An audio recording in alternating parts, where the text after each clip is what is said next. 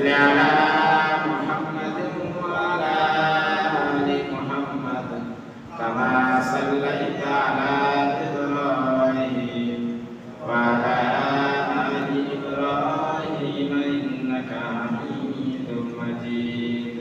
Allahumma barik ala Muhammadin wa ala ali Muhammad kama barakta ala Ibrahim wa ala ali Ibrahim innaka Hamidum Majid. যে কোরআন নাযিল করেছেন সেই কোরআনের মধ্যে 114টি সূরা আছে তো ভাই? 114টি সূরার মধ্যে 3 থেকে 2 বা 3টি সূরা সবথেকে সংক্ষিপ্ত এবং ছোট, সেটা আমাদের কমাবেশি সবার ব্যবস্থা আছে আজকে ইনশাআল্লাহ। ছোট সূরা, বড় সূরা নাই। আর সবথেকে যে বড় আছে সূরা বাকারা। আল্লাহ পাক এই ছোট সূরার মধ্যে একটা সূরা আছে সূরা আসর, যেটা কোরআনের হিসাব অনুযায়ী 103 নম্বর সূরা। কত নাম্বার বললাম? 103। এই সূরাটার মধ্যে 3টি আয়াত আছে। কয়টি আয়াত আছে? কথা বলবেন, বললে জিনিসটা বুঝতে পারবেন, শুধু শুনে গেলে হবে না ভাই। 3টি আয়াত আছে। এই সূরাটি নাযিল হয়েছে মক্কায়। সূরাটি নাযিল হওয়ার কারণ সেটা বলবো ইনশাআল্লাহ, যেটাকে বলা হয় শানে নজুল, কি জন্য নাযিল হয়েছে। তাহলে 114 নম্বর সূরার মধ্যে এটা 103 নম্বর সূরা।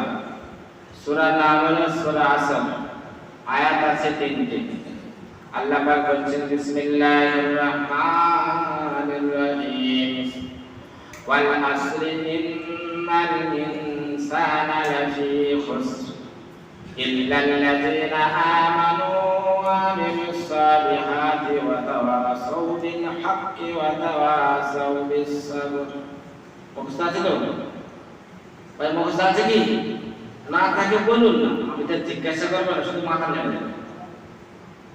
আমি 3টি ছোট সূরার কথা বলেছি। সূরা ইখলাস, কুল হুয়াল্লাহু ছোট সূরা আছে। সূরা কাউসার, ইন্না আতাইনাকাল কাউসার ছোট সূরা আছে। সূরা আসর, ওয়াল আসরি ইন্নাল ইনসানা লাফি খুসর ইল্লাল্লাযীনা আমানু ওয়া আমিলুস সালিহাত ওয়া তাওয়াসাউ বিল হাক্কি ওয়া তাওয়াসাউ বিস সাবর। এই 3টি ছোট সূরা আছে।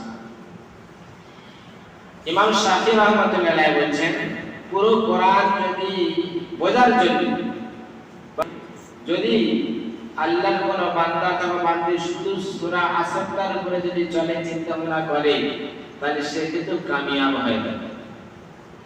একটা ছোট সূরাটা 3টি আয়াতের কথা বললেন। এই আয়াতে বললেন ওয়াল আসরি, আমি যুগের বা সময়ের কসম দিয়ে বলছি, আমাদের কাছে সবথেকে গুরুত্বপূর্ণ এবং দামি জিনিস কোনটি? বলতে পারবেন?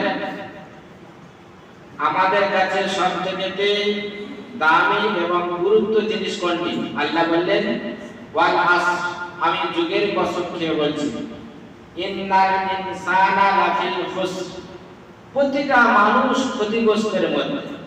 প্রতিটা মানুষ ক্ষতিগ্রস্তের মধ্যে, ধ্বংসের মধ্যে।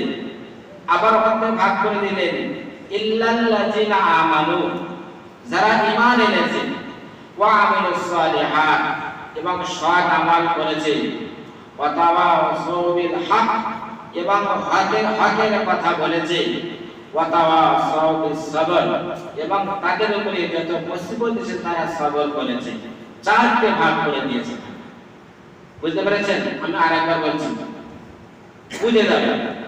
আমরা কোরআন পড়ি, নামাজ পড়ি, নামাজের মধ্যে আমাদের মজা লাগে না, কারণ আমরা কোরআনের ব্যাখ্যা বুঝি না।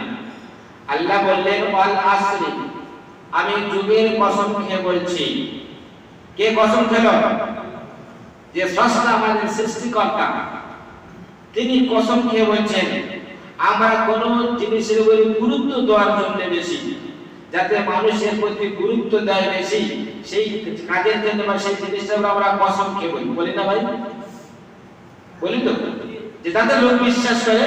তা আল্লাহ বললেন ওয়াল আসর, আমি যুগের কসম খেয়ে বলছি, ইল্লাল্লাযীনা আমানু ওয়ালাকিন্নাল ইনসানা লাফিল খুসরি, নিশ্চয় মানুষ সব ক্ষতিগ্রস্তের মধ্যে আছে। ইল্লাল্লাযীনা আমানু, কিন্তু যারা ওই সমস্ত আমার বান্দা বান্দিরা ক্ষতিগ্রস্তের মধ্যে নাই, যারা আমার প্রতি ঈমান এনেছে। ওয়া আমিলুস সালিহাত, যারা আমালে সালিহা করেছে। ওয়া তাওয়াসাউ বিল হক, যারা হকের প্রতি দাওয়াত দিয়েছে, হক কথা বলেছে। ওয়া তাওয়াসাউ বিস সাবর, যাদের উপরে যত মুসিবত এসেছে তারা সেই সমস্ত মুসিবতের উপরে সবর করেছে। কটা লোক হলো? কটা ভাগ হলো? চারটে বলেছি তো? আরেকবার ঘুরিয়ে বলবো। তাহলে 4 শ্রেণীর লোক আল্লাহ বলছেন তারা ক্ষতিগ্রস্তের মধ্যে নাই। আচ্ছা, 4 শ্রেণীর লোকের মধ্যে আমরা কোন শ্রেণী আছে আমাদেরকে বুঝে নিতে হবে।